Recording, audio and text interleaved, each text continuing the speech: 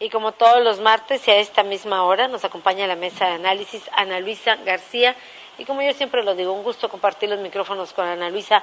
Muy buenos días, Ana Luisa, ¿cómo estás? Muy buenos días, Claudia. Pues favorablemente bien aquí en el encierro, ¿verdad? Pero todo sea como eso. Mientras no nos llegue la enfermedad, todo está bien. Así es, a cuidarnos y permanecer en casa. Es por ello que bajo estas medidas, bueno, pues ya hacemos esta mesa de análisis, la realizamos vía telefónica, así que saludándote a la distancia. Y bueno, acabas de mencionar tú, Ana Luisa, precisamente este tema de la salud que nos ocupa y que también nos preocupa, pero aparte de los casos de contagio por el coronavirus o COVID-19, hay otro problema también que se está presentando entre la población y uno de ellos es el problema en cuanto a temas de la salud mental. Aseguran expertos que esto también está provocando miedo, ansiedad y desesperación entre la ciudadanía, entre el ciudadano. Así es, Claudia. Los ánimos empiezan a exacerbarse, pero no solo por el aislamiento, sino ante la falta de liquidez. Una mezcla de ambas circunstancias está provocando pues ese estado de malestar, de inconformidad y sobre todo de preocupación, que en ciertos casos pues se transforma en conductas antisociales, agresivas e incluso suicidios. En nuestra sociedad está dando muestras de desesperación y la manifiesta de muchas maneras. Y es que llevamos más de 60 días de aislamiento domiciliario, es decir, de inactividad laboral y sobre todo en muchos de los casos sin ingresos. 60 días sin ingresos o de muy pocos ingresos. Desde el 16 de marzo, 10 estados, entre ellos el nuestro, decretaron resguardarse del COVID en sus hogares. También debemos de reconocer que desde antes de la pandemia la violencia estaba presente en las calles.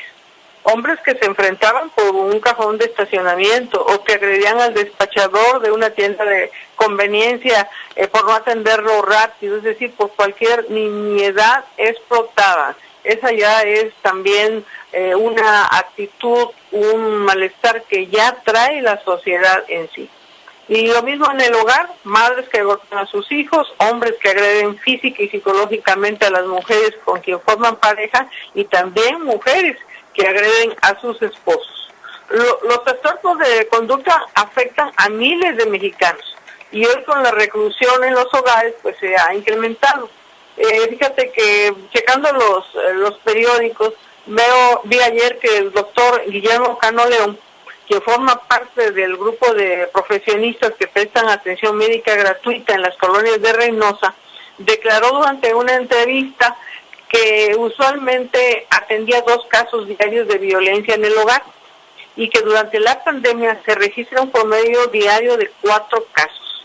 Y citó ejemplos, ambos de mujeres que lesionaron a sus parejas. A uno casi le arranca la oreja de una mordida, porque no le respondió cuándo terminaba la cuarentena. Ya quería una fecha. Y en el segundo caso fue una lesión con arma blanca en el pecho porque el esposo no le permitió salir de su encierro. Y mira, cito estos ejemplos porque hemos escuchado que a nivel nacional el presidente López Obrador ha dicho que las llamadas, y tiene razón, muchas de las llamadas a los números telefónicos que para el caso se ofrecen, pues son falsas, y lo sabemos aquí también en Victoria. Estoy haciendo referencia a un médico que de manera fija estaba recibiendo 2 casos diarios y hoy está recibiendo 4 casos de violencia. Entonces, de que se ha incrementado. Además, también hay estadísticas internacionales en otros países también relacionados los casos de violencia a raíz de la pandemia. Así es, la crisis sanitaria, Ana Luisa, la crisis sanitaria y la crisis económica, 2 detonantes que han provocado estos problemas de salud mental. Yo recuerdo que hace días declaraba el secretario ejecutivo del Sistema Nacional de Seguridad Pública que en estos meses la violencia se había incrementado en un 27.9% tan solo la violencia sexual, pero que el encierro, la incertidumbre, los casos que tú hace unos instantes mencionabas, la incertidumbre y los problemas económicos también estaban detonando la violencia familiar. En un reporte que se tenía Tan solo en la zona sur de Tamaulipas se habían reportado 503 denuncias. En la zona conurbada de Tampico, Madero y Altamira, 503 denuncias, pero le seguían Matamoros y el tercer lugar la capital de Tamaulipas. Sí, pues debe de ser. Mira, yo creo que mucho antes del COVID veíamos, por ejemplo, casos de suicidios por personas que no encontraban empleo. Entonces, en ese momento estás encerrado, estás sin trabajar, no tienes ingresos, pero además estás escuchando los medios de comunicación que te están pintando un panorama posterior a terminada la cuarentena de desconcierto económico, de que no va a haber reactivación, de que muchas empresas van a cerrar, cada quien dentro de su círculo sabe las condiciones de su actividad. Entonces, pues todo esto tiene que provocar inestabilidad, intranquilidad, y coraje, furia, no sé. Entonces, pues viene ahí el desquite. Desgraciadamente, esta es de las muchas cosas que nos va a dejar el COVID-19. Por otra parte, no hay que perder de vista que expertos en el tema, antes de 2020, o sea, antes del COVID, consideraban que un 40% de los mexicanos tenemos algún problema que requiere atención profesional psiquiátrica y en mejor de los casos psicológica. Por otra parte, en el mapa nacional escasean hospitales psiquiátricos. Las estadísticas marcan un déficit grande de instituciones especializadas, pero además no se han creado las clínicas de terapia que alguna vez acordaron durante un evento internacional de salud mental celebrado precisamente en Matamoros, y que alguna vez se dijo que funcionarían en cada unidad hospitalaria, es decir, los hospitales generales, los hospitales civiles que aún sobreviven, etcétera, se conformaría ahí una clínica, es decir, un conjunto de profesionistas para atender esta situación. También hay atención ambulatoria, y en eso, según las estadísticas nacionales, llega a 310 pacientes en México, 310 pacientes por cada 100,000 habitantes, mientras que la asistencia proporcionada por los hospitales psiquiátricos es de 46 pacientes por cada 100,000 habitantes, es decir, muy pocos. Además, no todos los hospitales de atención general tienen un psicólogo, mucho menos un psiquiatra. Yo en lo personal conozco un par de casos en los cuales los psicólogos han tenido que aceptar plazas de trabajo social para incorporarse al hospital, y desde luego que dan la atención como psicólogos, ¿verdad? Y el hospital además así es como los ha logrado incorporar, porque de otra forma no puede incorporar porque no existe esa posición en la nómina, ni en el organigrama, ni cosa parecida, ¿no? Esto surgió desde que nació la carrera, pero creo que este es un buen momento para reconocer la necesidad de este tipo de profesionistas. Y yo diría, Ana Luisa, que hasta un poco tarde, un poco tarde para reconocer de que hace falta, tú lo mencionabas, un déficit de hospitales psiquiátricos, la falta de clínicas, de terapias, de psicólogos en los hospitales. ¿Desde hace cuánto están anunciando en el caso de Tamaulipas que van a contratar psicólogos en las escuelas también para detectar cualquier problema entre los estudiantes? Por supuesto que esta situación de coronavirus, de esta pandemia, vino a agravar aún más esta situación. Tú mencionabas en el caso de suicidios por no tener un empleo, suicidios también por el hecho de poder perder el empleo, pero también el sur de Tamaulipas. Hace días, Ana Luisa, conocíamos el caso de un intento de suicidio en Tampico, una persona que se trató de arrojar del tercer piso de un hospital porque precisamente le habían diagnosticado este problema de salud. Claro que se necesita personal médico especializado para manejar a este tipo de pacientes. ¿Cómo explicarles el problema de salud? Claro, es urgente definitivamente, y yo lo que pienso pues es que va a ser más visible esa demanda, ¿no? La está haciendo ya mucho más visible. Hay casos de suicidio de personas con el COVID, porque tú sabes que falta el aire, es una situación desesperada, y además ya estamos dentro del hospital, y si tú estás viendo a otros pacientes sus síntomas, su desesperación, etcétera, dices, yo no quiero vivir eso, ¿verdad? Entonces, claro que el caso del suicidio, y hay que decirlo, son circunstancias específicas de una persona que lo orillan circunstancias, no son las circunstancias en sí, la que los provocan, son las que lo orillan, es la gota que derrama el vaso. ¿Sí? Ellos ya tienen ese problema y van a suicidarse en algún momento de su vida, solamente es encontrar así que el pretexto, ¿verdad?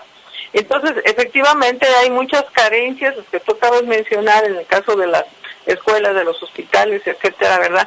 Y yo creo que esta cuestión de la pandemia, ¿verdad?, lo va a hacer más visible. Es un tema urgente de atender, ¿verdad?, porque además de las pérdidas de vida, o sea, lo que vamos a tener que enfrentar después de la pandemia son las pérdidas de vida de quienes hayan les falte un familiar, ¿verdad?, de quiebra económica, ¿verdad? Sí. Pero lo peor que nos puede pasar es perdernos como sociedad. Por eso es importante recuperarnos a través de círculos de terapia, ¿verdad?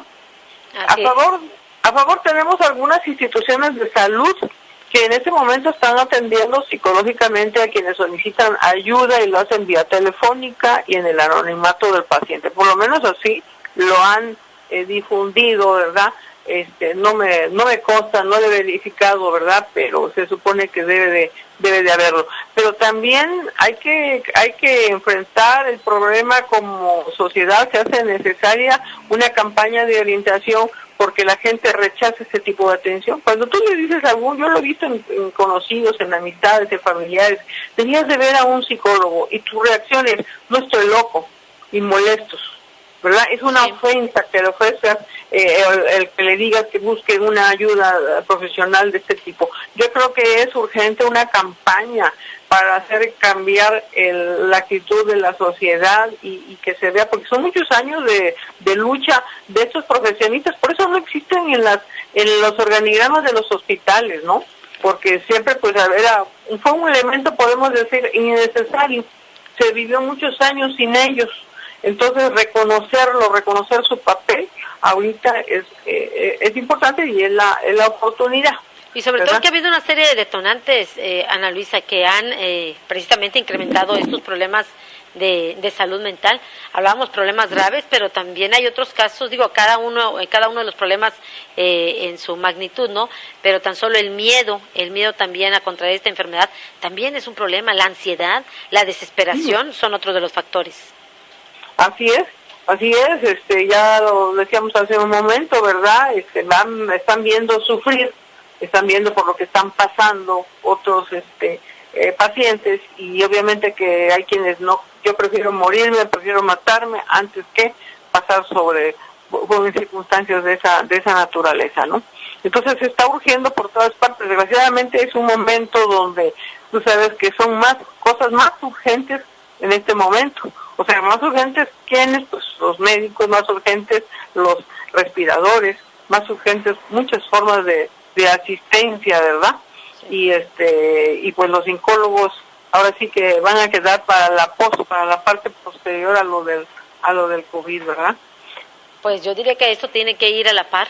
Me llamaba la atención que, por ejemplo, hace unas semanas hablaban psicólogos aquí en Victoria, estaban anunciando que iban a entrar en una etapa de reclutamiento, iban a realizar entrevistas con profesionistas con el fin de comprobar que tuvieran el perfil adecuado para atender las crisis emocionales y, bueno, seleccionar a un grupo de personas que pudieran estar atendiéndolos. Demasiado tarde. También otro anuncio que daban a conocer era que para el próximo 22 de mayo también el Colegio de Psicólogos Victorenses y la Federación de Psicólogos iban a realizar un ciclo de conferencias para capacitar y actualizar a los especialistas en la salud mental y sobre todo en este tipo de problemas, de los trastornos que pudieran surgir a consecuencia de la contingencia también, Ana Luisa. Yo creo que todo esto tiene que ir de la mano. Claro, pero mira, eso que tú dices de que llegan tarde, por lo que sucede es que no tenían un lugar, sí, o sea, no tienen un espacio, no tienen un reconocimiento dentro de las instituciones, quizá por ello no se acercaban como se han acercado los médicos, ¿no? Entonces, de todos modos yo insisto que esta es una gran oportunidad también para que las escuelas de psicología, tanto públicas como particulares, ganen espacios en el reconocimiento del papel profesional de sus psicólogos en la sociedad, ¿verdad? Tienen una forman parte de ese escenario como instituciones educativas. Y desde luego los psicólogos en sí, organizados en asociaciones, en colegios, en diferentes tipos de organismos, también para que participen y conquisten esos espacios para quedarse. Es decir, que esto no sea algo transitorio, ¿verdad? Sino que es oportunidad para instalarse, ¿verdad? En este momento se hace necesaria esa participación conjunta de instituciones educativas, asociaciones de profesionistas, profesionistas voluntarios de esta misma rama de la psicología, que se sumen y organizan en una gran campaña para integrar círculos de recuperación en el terreno laboral, escolar, doméstico y en todas las instituciones, incluyendo los propios hospitales, donde su personal habrá vivido de manera intensa cuadros muy fuertes desde el punto de vista emocional. Esta sería la reconstrucción psicosocial de la otra realidad, la realidad post-COVID-19. Pues ojalá que las autoridades se enfocaran en estos temas, porque por supuesto que saben que son necesarias. Desde que inició el presente ciclo escolar estaban hablando de la contratación de psicólogos para las escuelas, para los diferentes niveles educativos, porque saben que carecen del personal para el área de psicología. Pues ya terminó. Hoy el argumento, podrá ser de la pandemia. Sin embargo, terminó el ciclo escolar y jamás se llevaron a cabo las contrataciones de los psicólogos como tanto se hizo alarde por parte del secretario de Educación y también por parte de la subsecretaria de Educación, Magdalena Moreno. También esto debe de servir, Ana Luisa, perdón que te interrumpa, para que busquen los espacios, las instituciones de las que tú mencionabas que se carecen en el país. Porque, por ejemplo, el día de ayer, antier, daban a conocer el caso de una persona pues abandonada en el municipio aquí de Victoria, y realmente las autoridades municipales dijeron no tenemos el espacio para brindarle la atención. Los EDIF, que es uno de los espacios, solamente se activan en temporada de invierno. Mientras tanto no se le puede brindar ayuda a la persona. ¿Qué pasa con lugares como el de la Mesa del Señor? Desaparecieron precisamente por la falta de apoyos económicos. Finalmente, y afortunadamente el sistema DIF la apoyó a esta mujer en etapa de abandono. Sin embargo, volvemos a lo mismo, la falta de instituciones, esa es una realidad. Si te parece, nos vamos a la pausa y regresamos para seguir hablando de este tema. Vamos al corte y regresamos para seguir platicando en esta mesa de análisis con Ana Luisa García. Volvemos.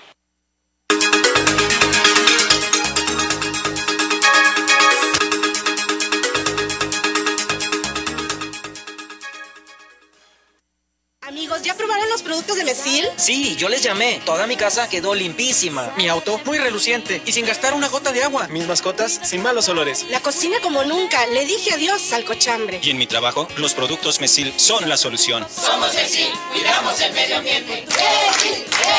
¿Y tú ya eres cliente Mesil? Porque cuida de mí, Mesil. Somos un México solidario que protege a todas y todos. Frente al coronavirus, apoyemos a las personas con discapacidad con sus medidas de higiene y extrememos las nuestras. Ayudemos con sus compras y trámites y estemos atentos a sus necesidades si llegan a enfermar. Si tú vives con alguna discapacidad, desinfecta tus dispositivos de asistencia y define quién te asistirá si enferma tu cuidador principal. Y por favor, quédate en casa. Tiempos cedidos por el Poder Judicial de la Federación. Gobierno de México. Aprovecha el top sale en FAMSA y FAMSA.com. Da el clic y seguro te lo llevas. Refrigerador de 9 pies cúbicos a solo 115 pesos semanales. Estufa de 30 pulgadas a solo 96 pesos semanales. El top sale en FAMSA y FAMSA.com.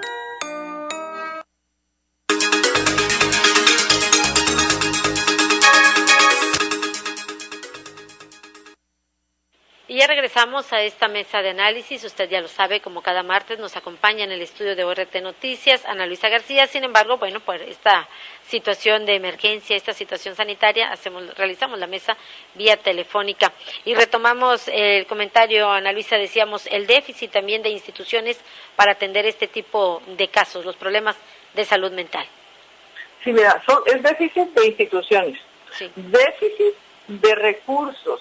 En el caso del sector salud, de cada 100 pesos de presupuesto se dedican 2 pesos a la atención psiquiátrica. 2 pesos de cada 100. ¿Sí? En el país hay 46 hospitales, somos 32 entidades, casi todos tienen una, los únicos que tienen excepcionalmente pues son la Ciudad de México que tiene 4, el Estado de México que tiene 3, Jalisco 2, Veracruz 2, y de ahí en fuera casi todos tienen un solo hospital, lo cual desde luego pues es innecesario. Pero el recurso, como te digo, pues es de pena, ¿no? Y si eso ocurre en el sector salud, pues nos podemos imaginar que si el sector salud le aplica el 2%, ¿cuánto le podrá aplicar el sector educativo a la atención psicológica de los estudiantes? Primeramente no existe, ni siquiera están registrados en el presupuesto, ¿no? Y de ahí parte todo. Ahí parte el problema. ¿Por qué? Bueno, pues porque sí, reconoce la necesidad. Pues no sé si le echarán números y si se propongan, si hay algún gobierno que se llegue a proponer defender ese recurso, y a la hora, y tú lo sabes muy bien, que se están definiendo los presupuestos en la Cámara de Diputados, pues todo el mundo pelea sus recursos. ¿Y qué sucede? Pues normalmente las cosas nuevas, todo lo que es innovación, pues se va rezagando, ¿no? Entonces, esas son las circunstancias por las que atraviesa la atención de salud mental de México. Y fíjate que en el 2006 nuestro país, ante la ONU, reconoció dentro de como una discapacidad, este tema de las facultades mentales, y con ello se supone que también debió de haber adquirido una serie de responsabilidades para proporcionar satisfactores a ese sector, pero pues tampoco, ahí se quedó nada más en papel. Ese es el panorama, cada vez todavía más y más difícil. Ahora, fíjate, hace un momento hablaba sobre la cuestión de una persona que 40 y tantos años y que la tuvo que recoger el DIF porque no hay institución para donde canalizarla. Yo recuerdo, ahora ya no tenemos en las calles de Victoria a ninguna de estas personas que andan deambulando, pero en diferentes épocas ha habido personas indigentes mal de sus facultades, y pues las conocíamos, las veíamos, y que nunca hubo ninguna institución que las recogiera, simplemente un día pues desaparecieron, quizás se fueron a otra ciudad, quizás fallecieron, no sé, pero no hubo ninguna clase de asistencia ni de atención, porque no hay los recursos, no está tampoco dentro de las responsabilidades de alguien, ¿no? En este caso el DIF pues lo hizo de una buena voluntad y qué bueno que lo realizó, pero hay otras instituciones que dicen, pues es que a mí no me compete, es que yo no tengo recursos para eso, no tengo la institución, ¿sí? Y ahí lo dejan. Esa es la situación que está prevaleciendo en este tema, que hoy se torna urgente. Sí, ¿serán los trastornos de salud mental la pandemia que llegará después del coronavirus? Pues va a quedar, ¿no? Eso lo tenemos, ya está registrado. Los efectos después de la enfermedad son el económico y el social, y están ligados, porque precisamente el desempleo va a ser uno de ellos, ¿no? Incluso ya se está examinando, y no solamente aquí, sino en otros países, el tema de las mujeres, que ganan o ganamos menos que los hombres, que se les da mayores oportunidades, etcétera. Entonces, ya se está viendo también eso desde el punto de vista de género, pero de que va a ser un problema, pues sí, porque va a haber problema de desempleo, va a haber problema de bajos sueldos, se van a tener las empresas para poder salir a flote, van a tener que sacrificar muchas cosas, y entre ellas seguramente que van a ser los sueldos, ¿sí? Entonces, quienes tenían un buen sueldo, pues ahora van a tener que conformarse con un sueldo regular apenas para que le alcance para sobrevivir, y va a haber que aceptarlo porque no va a haber de otra, ¿no? Pues ya estaremos viendo precisamente esos efectos después de la pandemia, Ana Luisa. Todos estos efectos, a final de cuentas, van a venir a repercutir, ya lo habíamos mencionado, por una parte los robos, ¿sí? Por otra parte la violencia y las insatisfacciones y todo lo que además genere como conducta social. Por eso decía yo hace un momento que no nos podemos perder como sociedad, ¿no? Si vamos a tener pérdidas humanas, pérdidas económicas y todavía pérdidas como sociedad, pues no es posible. Tenemos que luchar por esta última, porque si de ella depende la cuestión de recuperarnos como sociedad, pues la otra, la económica, la social y todas las demás condiciones de vida del ser humano. Y todo esto va de la mano y puede derivar precisamente lo que mencionábamos al inicio, ¿no? En problemas de salud mental. Pues muchísimas gracias, Ana Luisa García, como siempre, un gusto compartir los micrófonos contigo. Y al contrario, gracias a ti, Claudia, y a tu audiencia. Muchísimas gracias, Ana Luisa García. Oiga, ya se nos terminó el tiempo. Gracias por acompañarnos, gracias por sintonizarnos. Ya nos vamos, le damos las gracias a nombre del equipo de ORT Noticias y, por supuesto, gracias a nombre del director general, ingeniero Enrique Cárdenas del Avellano. Cuídese mucho y que tenga usted un excelente día.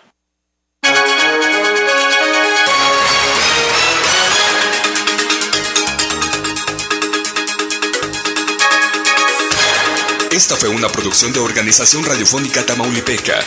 Buenos días.